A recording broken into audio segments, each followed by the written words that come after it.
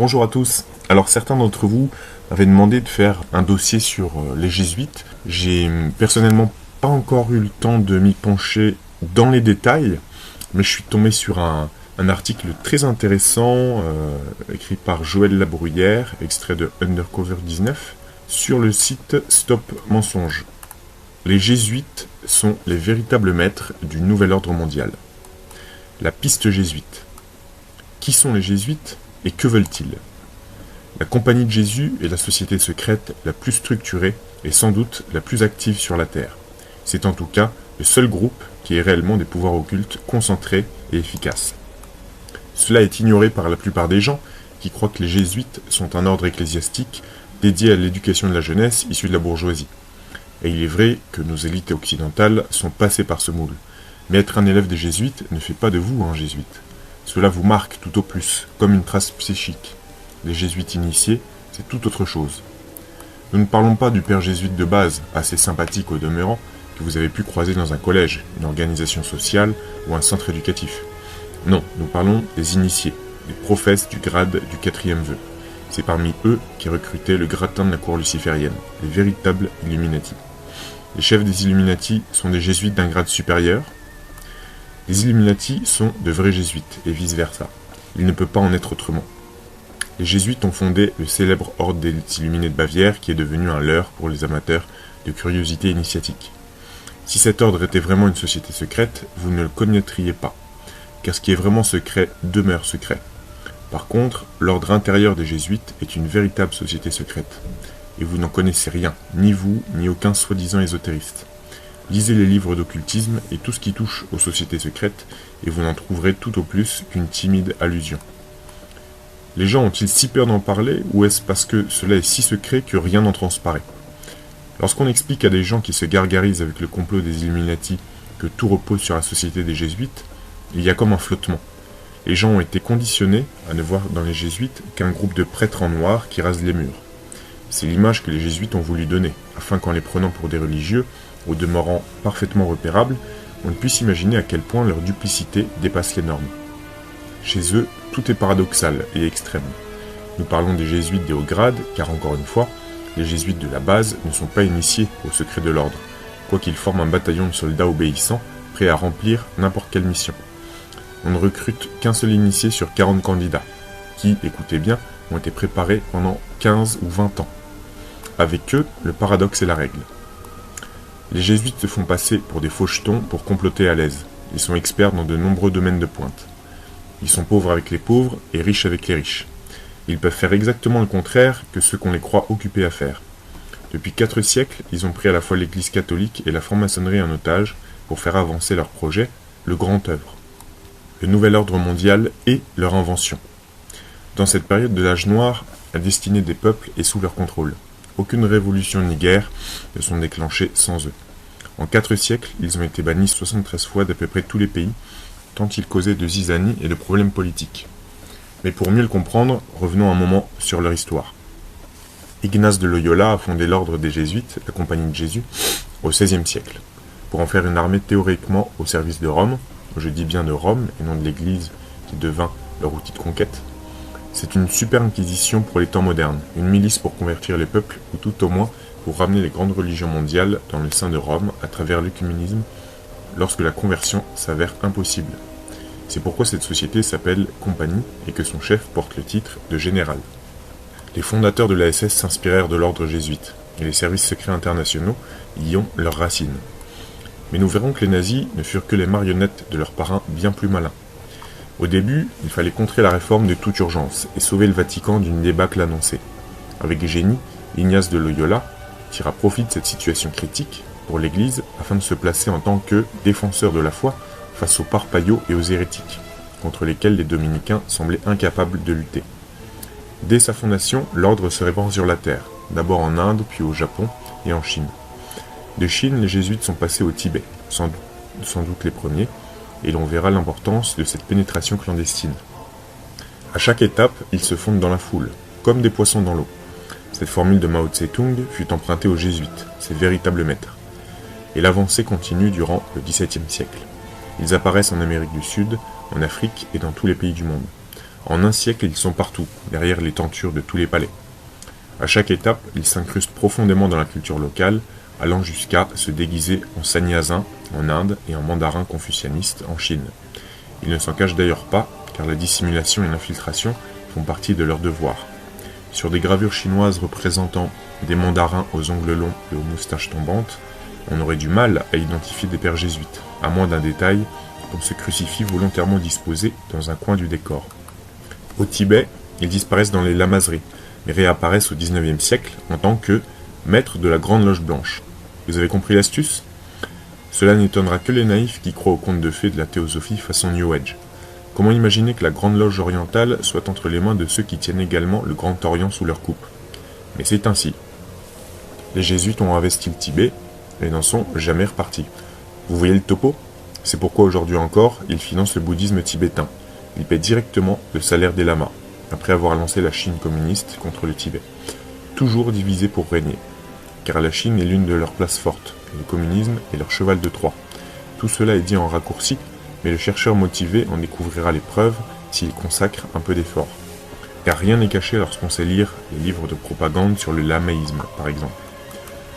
Qui sont ces êtres pour détenir une telle puissance ? Contrairement à l'immense majorité des êtres humains, ils ont un projet de grande envergure, des moyens financiers et intellectuels considérables et une discipline de fer. C'est une Gestapo avec des pouvoirs occultes en plus. Imaginez une milice de SS déguisée en prêtre et qui sévissent depuis 4 siècles. Cela doit finir par donner des résultats, n'est-ce pas ? Ils ont un système de développement occulte qui les rend totalement déterminés et obéissants. Ce système de conditionnement psychique est caché dans le sens ésotérique des exercices spirituels d'Ignace de Loyola, qui fut un initié investi par l'esprit de Mars. C'est la conquête du monde derrière le masque de la religion. Les jésuites mènent une guerre terrible depuis plusieurs siècles, et tous les conflits ont été directement ou indirectement déclenchés par leur volonté, avec le soutien financier de leur généreuse banque, rien moins que l'honorable maison Rothschild. Ce sont les Rothschild qui ont financé les Illuminés de Bavière, et encore les Rothschild qui offrent des cadeaux somptueux aux jésuites, tels le château de Chantilly. L'origine de la fortune des jésuites est inconnue, mais si on cherche un peu du côté de la mafia italienne, alors tout s'éclaire, et l'on réalise que les fils d'Ignace de Loyola sont les plus grands trafiquants de drogue et de chair humaine de ce coin du système solaire. Je m'excuse si tout ça sonne un peu comme du David Icke qui voit des reptiliens partout, mais le temps est venu de dire les choses. À chacun d'en faire ce qu'il veut, soit pour rejeter, soit pour comprendre. Lorsqu'on parle de la puissance des Illuminati, on pense souvent à des financiers internationaux comme les Rothschild, mais on n'évoque jamais l'importance des jésuites. Au XIXe siècle, les jésuites lancèrent la mode de l'antisémitisme afin qu'on rejette la responsabilité de leur turpitude sur les juifs. Les premiers pamphlets et les écrits de l'idéologie antisémite ont été rédigés par des jésuites qui deviendront ultérieurement des militants de l'antiracisme. N'oublions pas qu'ils sont toujours des deux côtés à la fois, divisés pour régner. C'est pourquoi on pense que les protocoles des sages de Sion ont été mis en circulation par les jésuites pour détourner l'attention vers les juifs, qui sont devenus un bouc émissaire idéal en raison des juifs célèbres qu'on retrouve aux commandes du système jésuito-illuminati. Pourtant, les juifs de base ne sont pas responsables si des milliardaires et des élites sionistes trempent dans la combine. Nombre de juifs doivent se demander ce qui leur vaut autant de réussite dans les médias, la finance ou le monde du spectacle.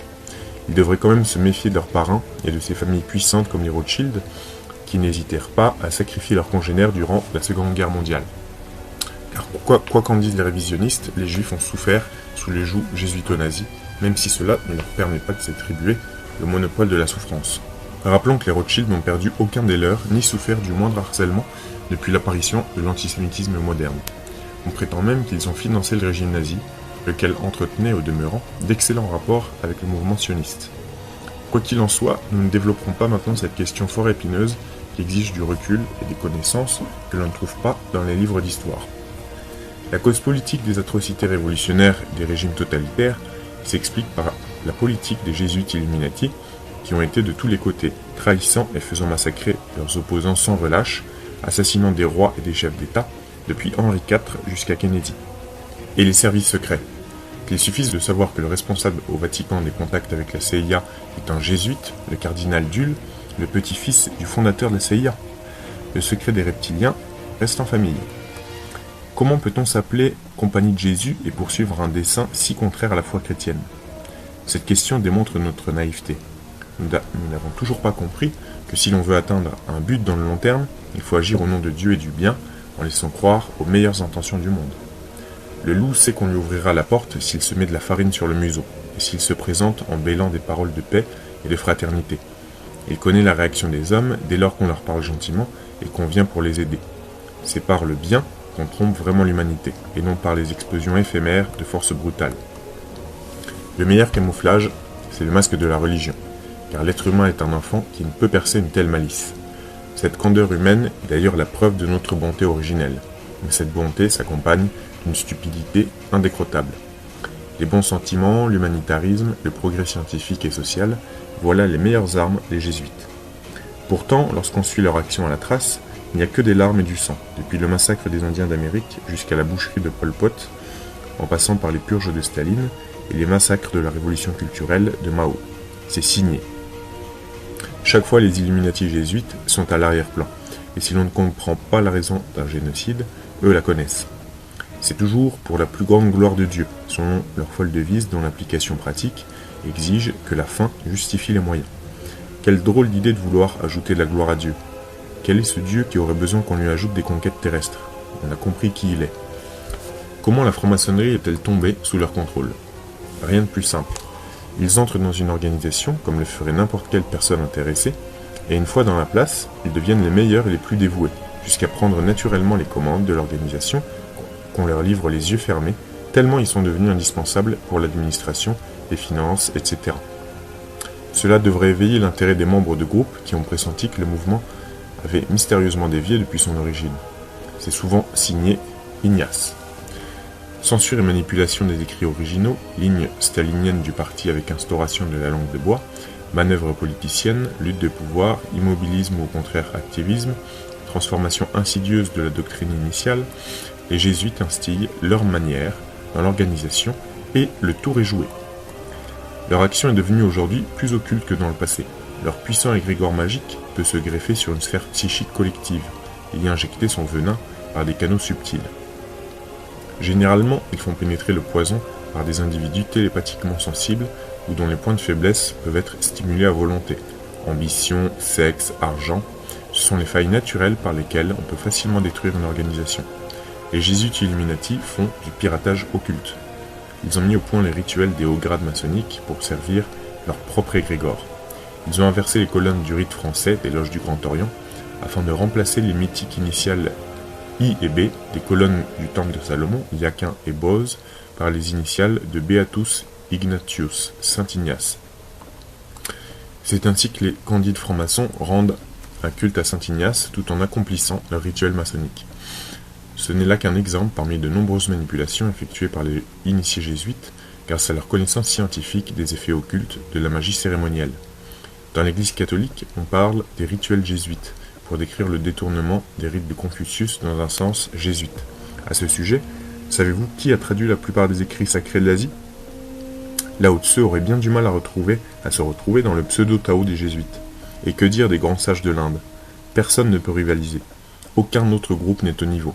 Et d'ailleurs, la plupart ont été mis sous contrôle, ou sont partiellement neutralisés par les Illuminati jésuites, qui disposent d'agents, souvent inconscients, dans tous les milieux.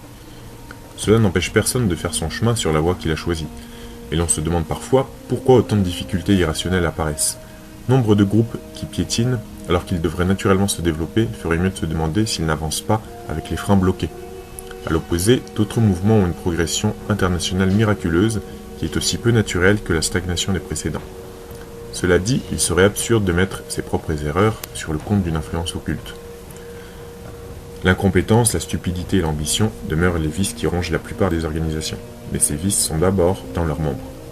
Pour simplifier, nous dirons que l'ordre secret des jésuites est une inquisition occulte planétaire, et qu'à ce titre, il a inévitablement le contrôle des polices secrètes de tous les États.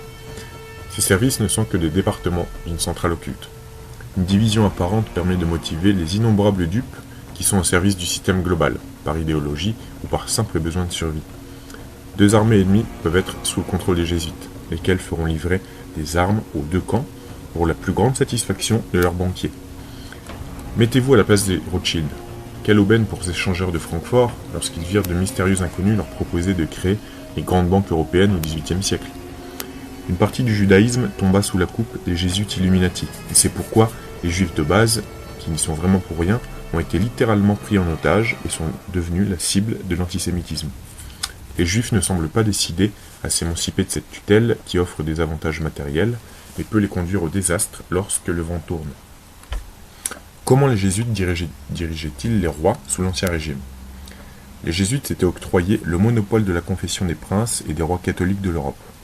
C'est ainsi qu'ils savaient tout sur tout le monde, dressant à volonté un roi contre son cousin, jusqu'à ce qu'excédés par ces manœuvres, les princes les expulsent de leur pays, ce qui est arrivé plus de 70 fois. Mais ils revenaient rapidement et reprenaient leurs petites affaires. Ils créèrent le personnage du roi Soleil avec la marionnette Louis XIV. Eux seuls connaissaient le cérémonial de l'empereur de Chine qu'ils appliquèrent au personnage du roi de France, dont les ancêtres se seraient moqués d'un tel cinéma. La mise en scène de Napoléon, l'empereur aux abeilles, est visiblement signée Saint Ignace. L'art jésuito-baroque et sa grandiloquence, le faste royal rapporté d'Orient qui permet de subjuguer les masses. Napoléon ou Louis XIV sont des exemples du passé. Et de nos jours, c'est moins spectaculaire avec les actuels chefs d'État et toute la clique des valets des Illuminati et leur cohorte de technocrates serviles. Sur quoi est basé leur pouvoir et leur science ésotérique? À l'issue d'un accident de guerre en 1521, au siège de Pampelune, Ignace de Loyola, grièvement blessé à la jambe par un boulet de canon, a sublimé son énergie sexuelle de manière contrôlée. Ce n'est pas nouveau, car c'est la base même de l'occultisme. Mais il a codifié un système de développement occulte très efficace, en liaison avec la force de la planète Mars, ou tout au moins avec l'un des esprits de cette sphère. On amuse les gens avec le yoga de la Kundalini, mais les hauts initiés jésuites détiennent de puissants secrets.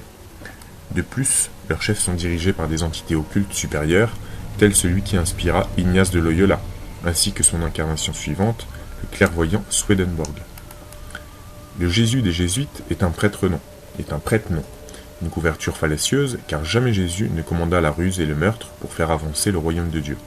Loyola était un militaire espagnol du XVIe siècle qui rêvait de conquérir le monde, et qui réalisa que la religion était le meilleur moyen pour entrer chez l'ennemi, avec des paroles de paix à la bouche. Blessé, il resta longtemps allongé, ce qui lui permit d'analyser ses mécanismes psychiques les plus subtils. Il sublima son énergie sexuelle et mit au point un système de développement psychique qui fabrique des anormaux. Il se fit prêtre pour infiltrer l'Église, débarqua à Rome, promit au pape de sauver son trône du danger de la réforme, établit une milice totalitaire camouflée en ordre religieux et partit à la conquête de l'univers, pour la plus grande gloire de Dieu. C'est ainsi qu'il devint l'agent du destin dans l'âge noir. Il se mit au service du pape, ce qui signifie exactement le contraire si on connaît le langage jésuite. C'est dire que la religion catholique est totalement entre les mains du général de l'ordre, le pape noir, qui n'est lui-même que la pointe de la pyramide invisible. Tous les jésuites du monde sont dans une obéissance absolue, et selon leur formule, s'abandonner comme un cadavre, ils sont comme des robots entre les mains de leur chef. Ils forment donc un corps militaire d'élite, à la fois prêtres et guerriers, présents dans tous les pays. C'est une armée démoniaque qui a investi la Terre, et la liaison des jésuites avec les gris extraterrestres est plus que probable. Ils contrôlent les polices secrètes, les armées et les organismes internationaux. Alors là, il y a une petite note. D'après nos recherches, les dires de Karen Hughes et les recherches de David Wilcock, nous penchons plus pour les pré-adamiques au crâne allongé qu'au gris. Les pré-adamiques arrivés il y a environ 55 000 ans sur Terre sont lucifériens. À travers ces relais, ils expérimentent ce qu'ils veulent sur les populations. Par exemple, la guerre du Vietnam leur a permis d'éliminer leur adversaire dans ce pays, et le génocide du Cambodge a nettoyé 1 million de bouddhistes récalcitrants à la conversion chrétienne. Les bouddhistes de la tradition du petit véhicule ont particulièrement souffert, alors qu'au contraire, les lamas tibétains sont financés par les jésuites. Sans cette aide, le lamaïsme ne serait pas connu du public et le Dalai Lama ne bénéficierait pas d'une telle publicité. Il faut un sérieux coup de pouce pour monter aussi haut lorsqu'on est un pauvre réfugié sans patrie ni argent. Si on vous vaccine de force, dites merci aux jésuites, sans oublier de remercier leur ami le baron de Rothschild qui fut le premier administrateur de l'Institut Pasteur. Cela donne le vertige. Y a-t-il des preuves à l'appui de ces allégations? Il y en a abondamment, mais encore faut-il faire l'effort de les rechercher. À ma connaissance, aucun chercheur conspirationniste, entre guillemets, ne semble véritablement intéressé par la piste des jésuites. C'est encore un sujet tabou. Les gens évoquent parfois cette question, puis ils passent à un autre sujet, car à vrai dire, ils ne savent à peu près rien. Pour pénétrer cette sphère, il faut une sorte de sens prophétique, car tout est dissimulé, tout est truqué. Il faut s'armer de patience, réfléchir et progresser sans se focaliser outre mesure pour ne pas projeter de l'émotionnel. Il ne faut pas devenir un obsédé du complot satanique jésuite, comme d'autres le sont des reptiliens, du complot judéo-maçonnique ou du complot fasciste. Il faut garder sa bonne humeur et ne jamais se laisser aller aux ressentiments qui nous égarent sur de fausses pistes. Comme les pêcheurs qui surveillent le bouchon, il faut savoir attendre longtemps avant de vérifier une simple petite information. Il faut se souvenir du moindre détail, selon la parole, tu ne négligeras pas la poussière. L'information vient toujours quand on ne s'y attend pas, et c'est parfois le déclic. Certains chercheurs américains ont révélé des informations essentielles sur les jésuites, mais leur discours est souvent conditionné par un fanatisme religieux évangélique en lutte contre le catholicisme romain. Ils passent complètement à côté des aspects occultes de la question à cause de leurs préjugés religieux dogmatiques. Ils ne voient dans cette affaire qu'un combat entre le protestantisme et le catholicisme. Selon eux, le protestantisme du Nouveau Monde serait le garant de la liberté de conscience, alors que Rome, par le biais des jésuites, perpétuerait l'Inquisition et voudrait instaurer une théocratie mondiale avec un pape Messie à sa tête. Ces évangélistes américains, qui s'appellent patriotes, croient que l'Amérique est tombée entièrement sous le joug des jésuites. Ça n'est pas faux, et empreint de préjugés religieux et d'une méconnaissance totale du monde de l'occulte. Il est vrai que pour étudier cette question, il faut se sentir motivé. Il y a certes des inexactitudes dans tout ce que je déroule ici, mais je dispose de références pour 80% de mes allégations. Des sympathisants du bouddhisme tibétain pourraient se scandaliser lorsque j'affirme que des lamas reçoivent de l'argent des jésuites. Mais je n'y peux rien, c'est un fait dont on trouve la trace dans un livre grand public écrit par un moine dont le père est philosophe. Je ne vous demande pas de me croire et de mener votre propre enquête, à condition que vous soyez bien inspiré et tenace. Ainsi, les jésuites initiés contrôleraient la sphère du Nouvel Âge. Cela va choquer les adeptes de ce courant qui y voient une ouverture de conscience et de nouvelles perspectives de civilisation. Sauf celui qui ne veut pas regarder la réalité en face. Seul celui qui ne veut pas regarder la réalité en face sera choqué. Nous n'avons jamais prétendu que les courants spiritualistes n'étaient pas des voies d'ouverture. Mais il le serait encore plus si on identifiait lucidement ce qui dans ces courants est libérateur et ce qui emprisonne l'être. Il n'y a pas besoin de former une nouvelle inquisition pour ça. Chacun doit ouvrir les yeux. Toutefois, en ce qui concerne les New Age et les fadaises sur les maîtres de la Grande Loge Blanche, oui, ça est typiquement une opération jésuito-illuminati. Qui peut le plus, peut le moins. Les intelligences qui ont mis le grappin sur la politique du Vatican et la maçonnerie n'ont pas beaucoup d'efforts à fournir pour tromper les amateurs d'occultisme. Souffler à l'oreille du médium Alice Bailey que l'âge d'or est venu et que le Christ va réapparaître, ce ne doit pas être trop difficile pour des initiés du niveau du plan du soleil, voire l'Apocalypse de Jean. Le soleil est un symbole de la compagnie de Jésus, un soleil sur fond d'azur. Leur but secret va au-delà du plan terrestre, c'est le système solaire qui les intéresse, et c'est pourquoi ils ont développé la recherche spatiale et les sciences de pointe. Cela va très loin. On pourrait presque les admirer s'ils n'étaient à l'origine de tant d'horreurs. Elena Blavatsky disait « Toutes les armées de Satan n'ont pas fait autant de mal sur la terre que les jésuites ». Cette phrase est remarquable, car Blavatsky en connaissait un rayon. C'est pourquoi elle fut mise sous camisole occulte durant un temps. Comment se débarrasser des prédateurs? Se débarrasser d'un agent cosmique? On peut toujours rêver. Dans l'âge noir, il pousse à la roue et précipite les événements. Peut-être prépare-t-il la voie du démon de la matière qui doit s'incarner sur Terre dans le futur? L'implication des jésuites dans la science expérimentale est l'indice de leur mission en tant qu'agents préparant le terrain pour quelque chose de prodigieux. Il est difficile de parler de cela en évitant l'imagerie religieuse, car il s'agit de politique. Il n'y a que de la politique dans l'univers. Le salut de l'âme est un enjeu politique cosmique. Il faut apprendre à voir les choses sous un angle réaliste, ce qui n'enlève rien au sacré. En politique, les jésuites ont pris une très grande avance, car ils n'ont aucun préjugé. Lorsqu'ils favorisent le culte de la Vierge, par exemple, c'est pour eux du réalisme politique.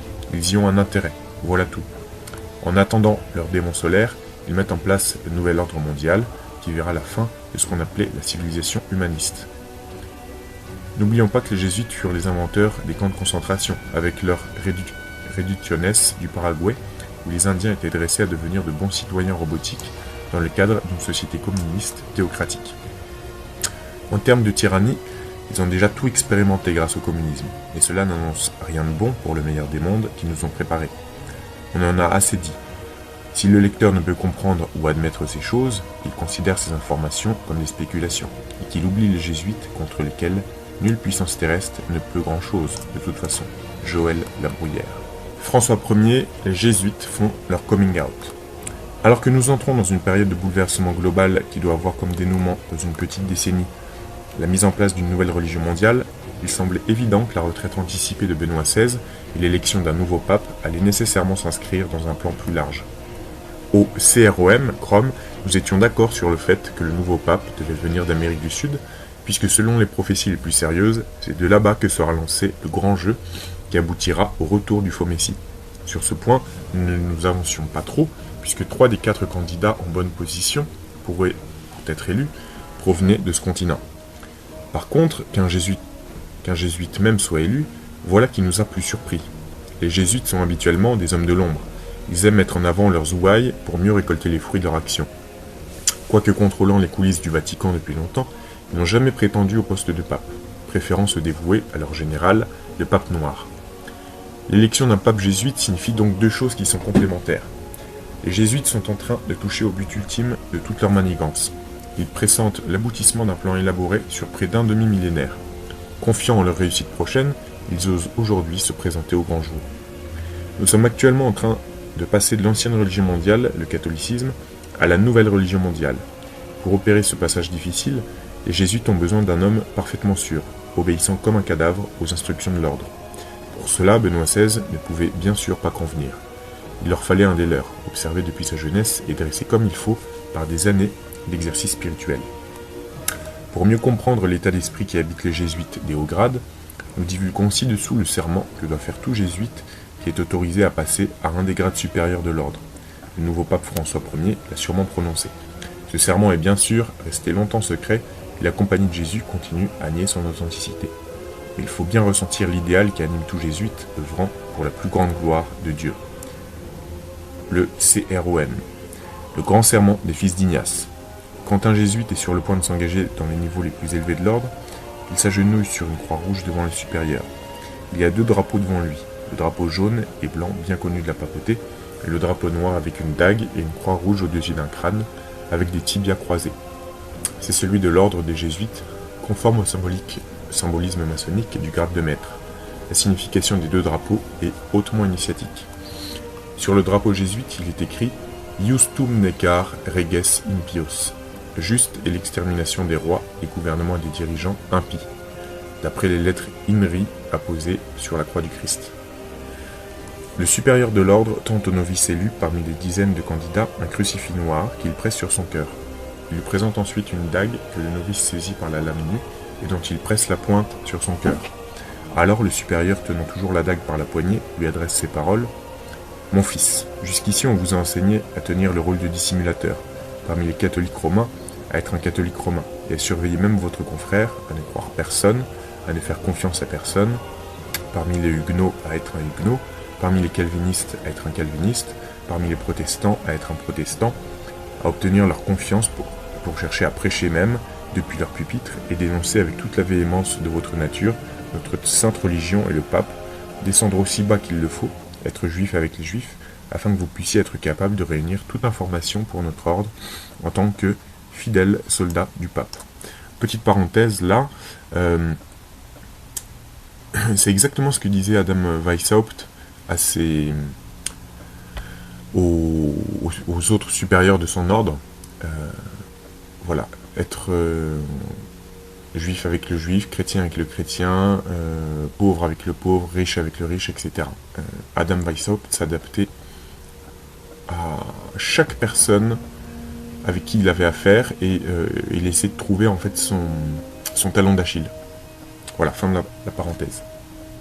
On vous a enseigné à planter insidieusement les graines de la jalousie et de la haine entre les communautés, les provinces et les États qui étaient en paix, à les inciter à des actes de sang, les impliquant mutuellement dans la guerre, et de créer des révolutions et des guerres civiles dans des pays indépendants et prospères, cultivant les arts et les sciences et jouissant des bienfaits de la paix. De prendre parti pour les combattants et d'agir secrètement de concert avec votre frère jésuite, qui peut être envoyé de l'autre côté, mais ouvertement opposé à celui dont vous pourriez être l'allié. Seule l'Église devra être la gagnante à la fin, dans les conditions fixées par les traités de paix, et dont la fin justifie les moyens. On vous a enseigné votre devoir en tant qu'espion à réunir toutes statistiques, faits et informations à votre pouvoir depuis toute source, de vous intégrer dans la confidence du cercle de famille des protestants et hérétiques de toute classe et caractère, aussi bien le marchand, le banquier, l'avocat, parmi les écoles et les universités, dans les parlements, les législatures et dans les conseils judiciaires de l'État, et d'être toute chose pour tous les hommes, par égard pour le pape, dont nous sommes les serviteurs jusqu'à la mort. Vous avez reçu toutes vos instructions jusque-là en tant que novice, que néophyte, et vous avez servi comme coadjuteur, confesseur et prêtre. Vous n'avez pas été investi de tout le nécessaire pour commander dans l'armée de Loyola au service du pape. Vous devez servir au bon moment comme instrument et exécutant de vos supérieurs, car personne ne peut commander ici s'il n'a pas consacré ses labeurs du sang de l'hérétique. Car sans effusion de sang, personne ne peut être sauvé. Cependant, pour vous adapter dans votre tâche et rendre votre salut assuré, vous allez, en plus de votre précédent serment d'obéissance à votre ordre et votre allégeance au pape, répéter après moi « Moi, X, à présent, et en présence de Dieu Tout-Puissant, de Marie la Vierge bénie, de Michel l'Archange béni, de Saint Jean le Baptiste béni, des saints apôtres, Saint Pierre et Saint Paul, et de tous les saints et les autres sacrés du ciel, et de toi, mon Père spirituel, le supérieur général de la Société de Jésus, fondée par saint Ignace de Loyola, durant le pontificat de Paul le III, et se poursuivant jusqu'à aujourd'hui, je déclare et juge, par l'utérus de Marie, la matrice de Dieu, et par la Vierge de Jésus-Christ, que sa sainteté le pape est le vice-régent du Christ, et le vrai et seul dirigeant de l'Église catholique universelle sur la terre, et qu'en vertu des clés qui ouvrent et qui ferment, données par mon Sauveur Jésus-Christ, il a le pouvoir de détrôner les rois et princes, d'abolir États, Commonwealths et gouvernements hérétiques, tous étant illégaux sans sa confirmation sacrée, et qu'ils doivent être sûrement détruits. Par conséquent, au summum de mon pouvoir, je défendrai cette doctrine, ainsi que le droit et l'usage de sa sainteté, contre tous les usurpateurs de l'autorité hérétique ou protestante, et tous leurs adhérents au regard du fait qu'ils sont des imposteurs et des hérétiques, s'opposant à la mère sacrée de l'Église de Rome. Je m'engage dès à présent à renoncer et à désavouer toute allégeance due à quelque roi, prince ou État hérétique, nommés protestants ou libéraux, à refuser l'obéissance à n'importe laquelle de leurs lois, magistrats et fonctionnaires. Je déclare de surcroît que les doctrines des églises d'Angleterre et d'Écosse, des calvinistes, huguenots et autres du même acabit, que protestants et libéraux, comme étant damnables, qu'elles sont damnées elles-mêmes, et que soient damnés ceux qui ne les abandonneront pas. Je déclare de surcroît que j'aiderai, assisterai et conseillerai tous les agents de sa sainteté, partout où je me trouverai, dans n'importe quel autre royaume ou territoire où j'irai, de faire mon maximum pour extirper toutes les doctrines hérétiques protestantes ou libérales, et de détruire tous leurs prétendus pouvoirs royaux ou autres. De plus, je promets et déclare que malgré ce dont je suis dispensé, d'assumer toute religion hérétique pour la propagation de l'intérêt de la mère Église, de garder secrets et privés tous les conseils d'agents au fur et à mesure du temps, selon ce qu'ils peuvent me confier, et de ne pas les divulguer directement ou indirectement, par parole, par écrit ou autre circonstance, mais d'exécuter tout ce qu'ils me proposeront, tout ce dont ils me chargeront ou découvriront en ton nom, mon Père spirituel, ou pour quelque convent sacré. De plus, je promets et déclare que je n'aurai aucune volonté par moi-même, ou même une quelconque réserve intellectuelle, aussi mort qu'un cadavre, mais obéirai sans aucune hésitation à chacun et tout ordre que je peux recevoir de mes supérieurs, de la milice du pape et de Jésus-Christ. Que j'irai dans n'importe quel endroit du monde où je puisse être envoyé, sans murmurer ou réchigner, et que je serai soumis à toute chose ordonnée. Je promets et déclare de surcroît que je ferai, dès que l'opportunité se présentera, une guerre implacable, secrètement ou ouvertement, contre tous les hérétiques, protestants ou libéraux, comme je suis dirigé pour le faire, de les extirper et de les exterminer de la face de la terre entière, et que je n'épargnerai personne, quel que soit son âge, son sexe ou sa condition, que je pendrai, brûlerai, ferai dépérir, abîmerai, écorcherai, étranglerai, et enterrerai vivants ces infâmes hérétiques, que j'arracherai les ventres et les matrices de leurs femmes, écraserai les têtes de leurs enfants contre les murs, afin d'annihiler à tout jamais leur exécrable race. Qu'au cas où cela ne pourrait pas être fait ouvertement, j'utiliserai secrètement le récipient empoisonné, la corde à étrangler, le fer du poignard ou le plomb de la balle, sans égard pour le rang, l'honneur, la dignité ou l'autorité d'une ou des personnes, quelles que puissent être leurs conditions de vie, publiques ou privées, puisque je puis être sommé de le faire par n'importe quel agent du pape, ou par un supérieur de la fraternité, de la sainte foi, de la Société de Jésus. En confirmation de ce serment, je dédie par la présente mon existence, mon âme et tous mes pouvoirs corporels, et avec cette dague que je reçois maintenant, je signe de mon nom écrit de mon propre sang pour attestation, et s'il est avéré que je manque par fausseté ou faiblesse dans ma détermination, que mes frères et soldats de la milice du pape me tranchent les mains et les pieds, et la gorge d'une oreille à l'autre, que mon ventre soit ouvert et qu'on y brûle du soufre, avec toutes les punitions qui puissent m'être infligées sur terre, et que mon âme soit torturée par les démons dans un enfer éternel. Par tout cela, moi, X, jure sur la Sainte Trinité et le Saint-Sacrement que je suis sur le point de recevoir, de célébrer quant à moi, invariablement, que je dois faire appel à tous les autres célestes et glorieux du ciel pour être témoin de mes réelles intentions de conserver ceci en tant que serment. En témoignage de cela, je prends ce haut et saint sacrement de l'Eucharistie et de surcroît m'en porte témoin de mon nom écrit de la pointe de cette dague trempée dans mon propre sang devant ce saint convent. Le supérieur. Tu te tiendras à présent sur tes pieds, et je t'enseignerai le catéchisme nécessaire pour que tu fasses connaître à tout membre de la Société de Jésus appartenant à ce grade. En premier lieu, en tant que frère jésuite, tu feras avec un autre frère le signe ordinaire de la croix, comme n'importe quel catholique romain le ferait. Ensuite, l'un de vous croise ses poignets, paume des mains ouvertes, l'autre croise ses pieds l'un par-dessus l'autre, le premier pointe de son index droit le centre de sa paume gauche, tandis que l'autre de son index gauche pointe le centre de sa paume droite, puis le premier de sa main droite fait un cercle autour de sa tête, en la touchant. Ensuite, l'autre de l'index de sa main gauche touche le côté gauche de son corps, juste sous son cœur, puis le premier de sa main droite mime le geste de trancher la gorge de l'autre, puis l'autre de sa main droite fait le geste de couper à la dague l'estomac et l'abdomen du premier. Petite parenthèse ici, la symbolique de trancher la gorge fait partie d'un rituel maçonnique, enfin au moins d'un serment, on va dire. Le premier dit alors Iustum, l'autre répond Necar, puis le premier dit Reges et l'autre répond Impios. Le premier va alors présenter un petit morceau de papier plié d'une façon particulière 4 fois, que l'autre va couper longitudinalement en l'ouvrant. On trouvera le nom Jésus écrit sur la tête et sur les bras 3 fois. Ensuite, vous donnerez et recevrez les questions et réponses suivantes. Alors ça déjà, c'est entre parenthèses, c'est totalement maçonnique. 3 fois, et vous allez voir les questions suivantes. Question, d'où venez-vous? Réponse, des rives du Jourdain, du Calvaire, du Saint-Sépulcre, et pour finir, de Rome. Qui servez-vous? Le Saint-Père de Rome, le Pape et l'Église catholique romaine universelle partout dans le monde. Qui vous commande? Le successeur de Saint Ignace de Loyola, le fondateur de la Société de l'Église ou soldat de Jésus-Christ. Qui vous a reçu? Un vénérable homme aux cheveux blancs. Comment? Avec une dague nue et moi m'agenouillant sur une croix sous les drapeaux du pape et de notre ordre sacré. Avez-vous prêté serment?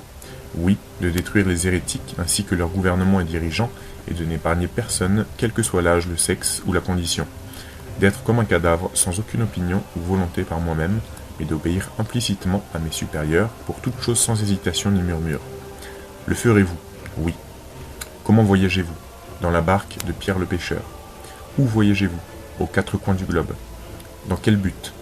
Pour obéir aux ordres de mon général et de mes supérieurs, exécuter la volonté du pape et accomplir fidèlement les conditions de mon serment.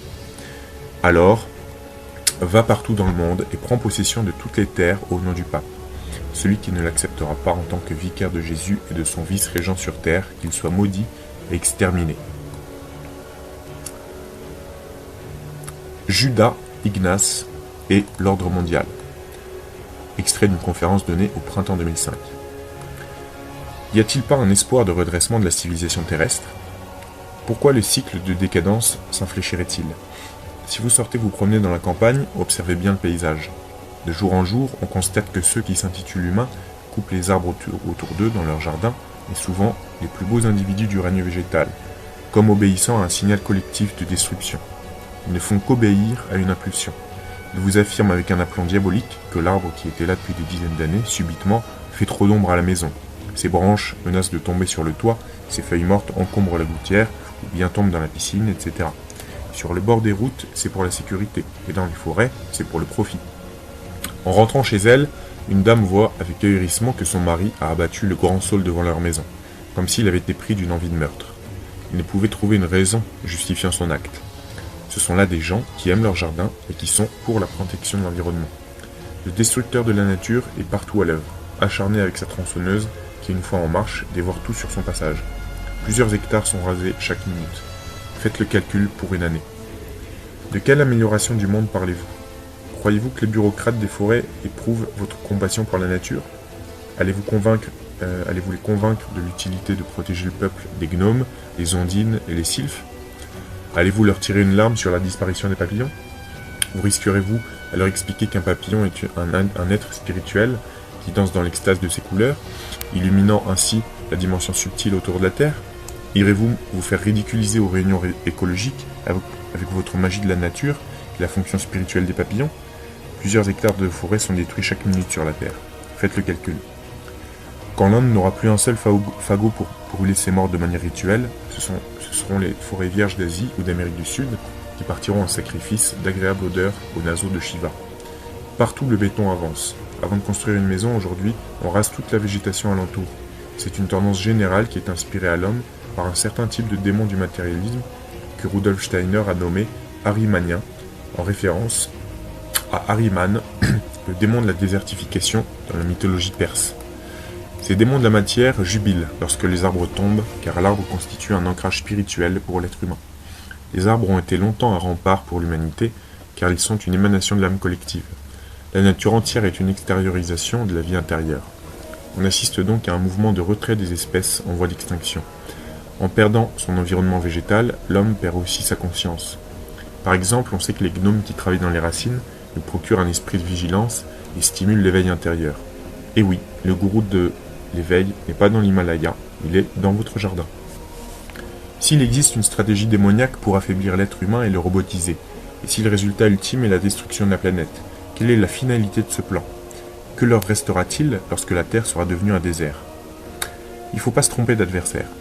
Les autorités terrestres ne sont que les représentants des hiérarchies occultes qui vivent sur d'autres dimensions, comme par exemple les entités spirituelles de Mars, qui, toujours selon Steiner, auraient débarqué en masse sur les couches subtiles de notre planète et jusque dans notre subconscient depuis le 19e siècle. Voyez l'état physique de leur planète, Mars. Les entités de cette zone ne vivent pas dans un environnement biologique comme le nôtre. Elles peuvent désirer posséder des corps organiques comme on utilise une voiture, mais leur monde est différent. Pour mieux s'infiltrer dans nos corps, ces esprits détruisent d'abord notre environnement naturel protecteur. Ils ont hypertrophié le mental analytique pour établir la civilisation matérialiste qui envahit la Terre depuis 2 siècles. Ce sont des créatures mentales hyper intelligentes dont les savants matérialistes, les techniciens et les mathématiciens sont les médiums conscients. La science et la technologie servent leur plan de conquête. La nature organique n'a aucune utilité pour eux. Mais au contraire, elle doit être rasée comme un virus détruit la barrière immunitaire pour s'installer dans l'organisme. Ces martiens, ce sont les esprits serpents qui sont à l'origine du mythe de la chute de l'homme hors de l'Éden. C'est à partir de la sphère spirituelle de Mars que l'attaque a commencé. L'homme terrestre adamique a transité par la dimension de Mars au plan spirituel avant sa déportation sur la Terre. Le nom ADM, Adam, DAM signifiant sang, Dam signifiant sang en hébreu, est le même que MADM, nom ésotérique de Mars, la planète rouge. Le sang rouge est polarisé par le fer de Mars. Nous sommes des cousins de ces envahisseurs spirituels. Notre sang est un élixir qui doit leur procurer une énergie vitale directement assimilable. C'est pourquoi, mus par leur farouche instinct guerrier, ils ont envahi notre sphère psychique, d'abord en s'introduisant dans le subconscient humain, puis en mettant en place la civilisation matérialiste scientifique.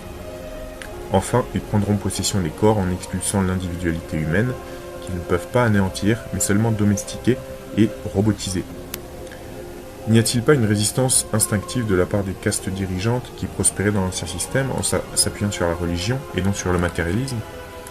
Les esprits de Mars les ont d'abord réduits à l'impuissance. Ils ont attaqué les élites aristocratiques qui maintenaient le peuple dans un enracinement traditionnel. Le premier acte fut de prendre le contrôle des religions, puis des trônes, et enfin des masses. C'est un puissant génie de Mars, incarné dans le médium Ignace de Loyola, fondateur de l'ordre des Jésuites, qui a lancé cette opération gigantesque. Ayant pris possession de l'Église catholique, les envahisseurs jésuites se répandirent sur toute la terre, infiltrant les palais et les temples. Puis ils lancèrent l'assaut révolutionnaire, d'abord en France, grâce à l'argent de leurs alliés incarnés dans les banquiers juifs, qui constituent la nouvelle aristocratie, si planétaire. Au final, les démons de Mars élimineront les argentés juifs lorsqu'ils pourront se passer de leurs loyaux services. Le complot juif international n'est pas qu'un mythe, mais il ne fonctionne pas comme les antisémites l'imaginent. Les maîtres du jeu exploitent le messianisme judaïque pour canaliser les juifs dans leur rêve atavique de domination sur la terre promise. Les juifs amusent la galerie dans les médias et la société du spectacle, mais la haute politique leur demeure fermée. Quoi qu'il en soit, il y a une alliance entre les lobbies occultes pour établir l'ordre mondial.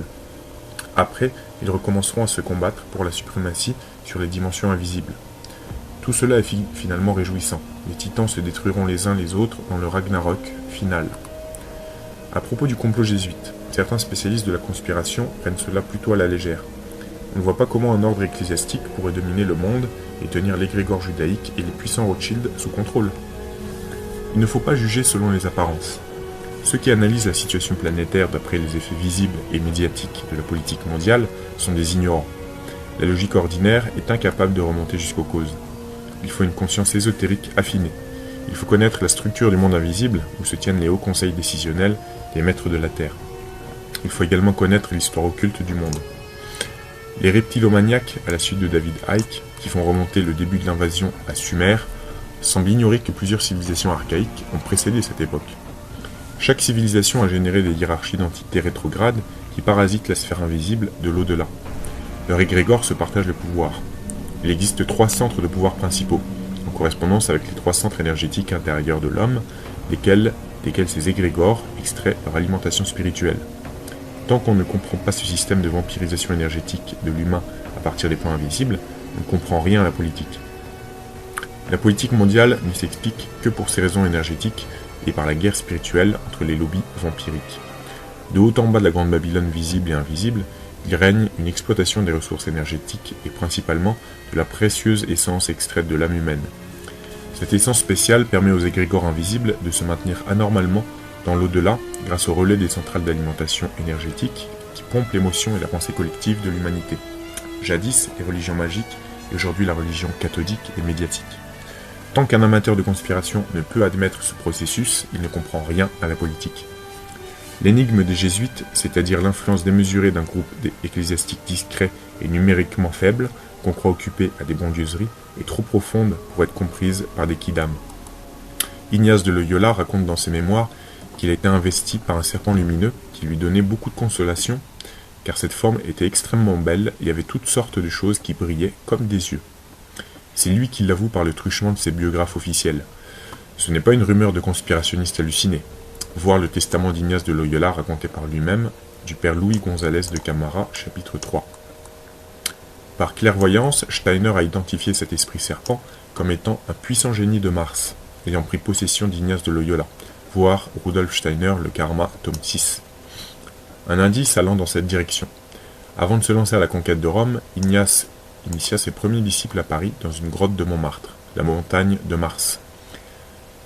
Quant à Teilhard de Chardin, un des jésuites les plus influents de l'histoire, il dit avoir érigé dans son enfance un autel à son dieu du fer.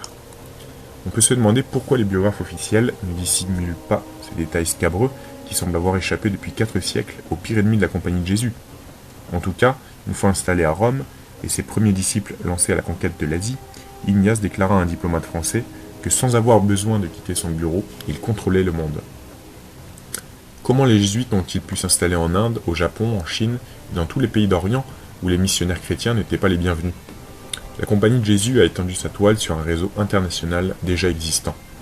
Quel était ce réseau mondial capable de se croiser avec les jésuites? Ce sont les juifs de la diaspora internationale, installés dans les pays d'Asie depuis plusieurs générations. Ignace était un maran d'une famille juive convertie au christianisme et son secrétaire, le père Lenné, était juif de naissance. On suppose que les recommandations des rabbins d'Occident auprès des communautés juives d'Orient ont favorisé le contact et la collaboration. Le commerce et les opérations bancaires ont été le vecteur de pénétration dans tous les pays du monde, d'abord pour la diaspora juive et ensuite pour leurs cousins jésuites qui ont profité de ces relations d'affaires pour s'enrichir dans le commerce international, denrées rares et esclaves, mais également par le pillage des trésors des Incas et des Mayas. La relation entre le judaïsme et la Compagnie de Jésus est pleine d'ambiguïté. C'est une sorte d'union contre nature entre Israël et le Vatican, avec l'antisémitisme comme une épée de Damoclès sur la tête des Juifs. Quel est ce grand secret politique? Nous savons, si nous exerçons notre perspicacité, que la politique occulte est un jeu entre 3 pouvoirs au plan cosmique. La classe possédante, les élites politiques, les hiérarchies sacerdotales, les religions, et le pouvoir passif des masses, qui est une force d'inertie considérable. Les 2 castes dirigeantes disposent du pouvoir temporel et du pouvoir spirituel par lesquels elles contrôlent les masses. L'humanité en tant que 3e force sert de réservoir énergétique aux 2 castes dominantes. L'humanité est la pile qui alimente les égrégores sacerdotaux de l'au-delà et elle fournit la richesse matérielle des classes possédantes ici-bas. La caste des grands prêtres de l'invisible organise l'activité religieuse et magique, tandis que la caste politique dynamise l'activité industrielle et économique. Or, depuis plusieurs siècles, la Banque internationale impose sa loi à la religion et aux élites politiques. Le pouvoir est l'otage de la finance. L'argent est devenu l'enjeu de la politique. La finance internationale contrôle le jeu, mais il semble qu'un pouvoir politique supérieur le manipule. L'ordre occulte des jésuites agit sur les hauts grades maçonniques et influence ainsi la société civile. Il y a donc un équilibre pour préserver les intérêts des trois titans du monde. Ils se déchirent et doivent respecter un statu quo pour maintenir la cohérence de l'empire mondial. Comment concilier les appétits voraces des démons du matérialisme avec les intérêts supérieurs des hiérarchies sacerdotales qui règnent sur la dimension astrale? C'est la grande question de la politique mondiale. L'ordre mondial est donc fondé sur un contrat entre les trois titans. Aux masses humaines, on donnera une société socialiste, couverte par une élite défendant ses privilèges matériels, et l'ensemble sera coiffé par un régime théocratique représenté par une religion mondiale, chargée de transférer l'énergie vers les formations astrales de l'invisible. Si les titans ne parviennent pas à s'entendre durablement, chacun voulant une plus grosse part du gâteau, ce sera la guerre totale, symbolisée par l'effondrement de la Grande Babylone. Nous en sommes encore loin, et il faut donc espérer que les processus de la crise vont s'accélérer plutôt que de vouloir les ralentir par des jérémiades idéalistes et pacifistes pour un soi-disant monde meilleur. Dans ce jeu, le puissant ordre politico-occulte jésuite, dont la compagnie de Jésus n'est qu'un masque, a pour mission de s'emparer du pouvoir mondial au profit de la caste sacerdotale afin de prolonger le règne des grands prêtres de l'invisible, menacés depuis que l'athéisme s'est répandu sur la terre. Toutefois, l'ordre jésuite, tout en défendant l'ordre sacerdotal ancien, doit s'opposer à un renouvellement spirituel propre à l'entrée dans l'ère du Verseau. C'est pourquoi le jésuitisme collabore avec les sciences matérialistes pour maintenir le dogme d'un univers matériel créé par Dieu. C'est le dogme catholique romain. Les jésuites sont particulièrement jaloux de leur monopole sur les secteurs de l'astronomie, la cartographie sous-marine, la paléontologie, l'archéologie, etc. Ils s'opposent à toute révélation spirituelle qui réduirait à néant la vision matérielle de l'univers. Vous savez pourquoi ? Parce qu'ils envisagent d'organiser le système solaire d'une manière rationnelle et technocratique, pour mieux s'en assurer un contrôle bureaucratique. On reconnaît ici la puissante volonté guerrière du génie de Mars qui inspira Ignace, et réduire le système solaire à une forme de socialisme théocratique. Qu'avons-nous à voir dans cette histoire ?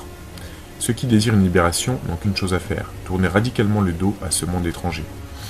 Par sentimentalité, de nombreux idéalistes se sont identifiés à la masse, sans voir qu'ils se livrent ainsi inconsciemment au jeu des titans du monde. Prendre parti, c'est abdiquer. Il faut sortir du jeu. L'examen sérieux de la politique occulte ne peut que convaincre un être intelligent de la nécessité de se dégager définitivement du circuit terrestre, le camp de la mort. Lorsque de nombreux êtres auront emprunté cette voie, les contrôleurs occultes, dévitalisés par manque d'énergie, se dissoudront pour toujours. C'est pourquoi ils résistent et mènent un combat impitoyable contre les transfuges qui s'organisent pour s'échapper de la zone de l'internement planétaire. Pour revenir au point de départ, nous comprenons pourquoi la culture humaine avec sa philosophie, sa religion et sa science constitue un système de lavage de cerveau. On veut empêcher que les êtres incarnés découvrent que la porte de leur cage est grande ouverte. Cette porte, c'est celle du cœur. C'est le désir de liberté absolue. Celui qui la cherche sincèrement la trouve nécessairement. Extrait de Undercover 19, Joël Labruyère.